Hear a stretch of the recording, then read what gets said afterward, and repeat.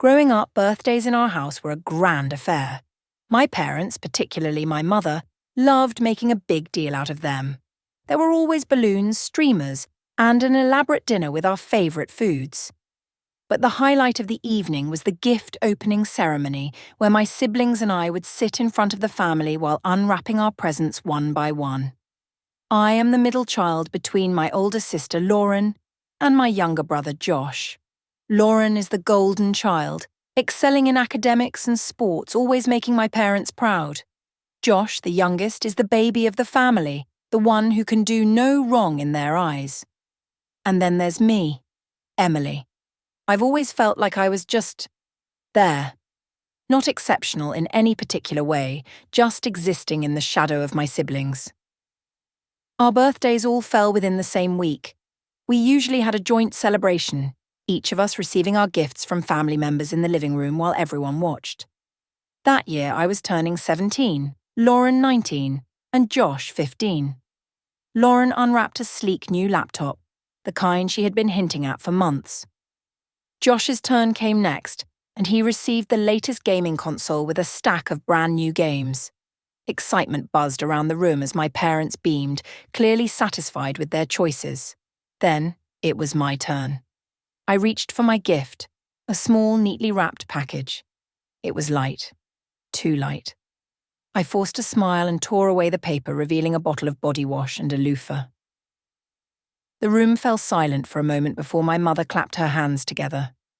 "I noticed you were running low," she said cheerfully. My stomach dropped. That was it. A bottle of body wash. I tried to keep my face neutral, but the lump in my throat made it difficult to swallow. Lauren and Josh shared a glance but said nothing. My father awkwardly cleared his throat and reached for his drink. I forced a tight-lipped smile and muttered a thank you before setting the gift aside. After the party, I went to my room and locked the door. It wasn't about the gift itself, it was about what it represented. It felt like my parents hadn't even thought about me, that I wasn't worth the effort. That night, I heard my siblings talking in the hallway. "That was messed up," Lauren said in a hushed tone. "Yeah, I thought she'd at least get something decent," Josh added.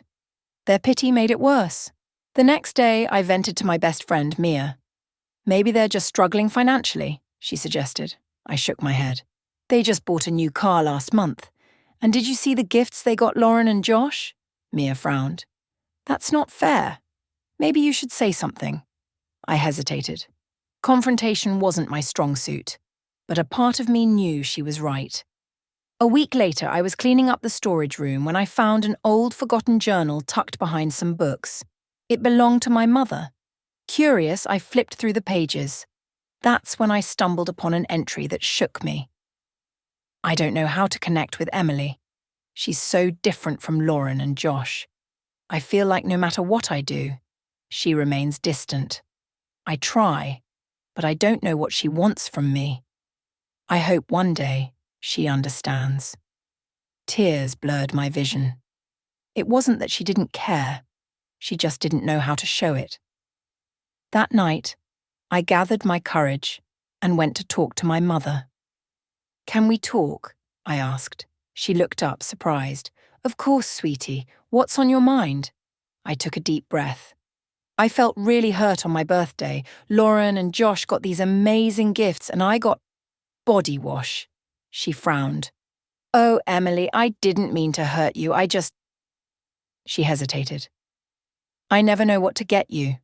You don't ask for things like your siblings do. I thought something practical would be useful." I pulled out the journal. "I found this." Her eyes widened as she recognized it. "I was never good at expressing myself," she admitted, voice trembling. "But I love you, Emily, more than you know." For the first time in years, we had a real conversation. It wasn't perfect, but it was a start. The next birthday, things changed. There was still a bottle of body wash, but this time it was accompanied by a handwritten letter from my mother, expressing everything she couldn't say out loud. And that meant more to me than any expensive gift ever could.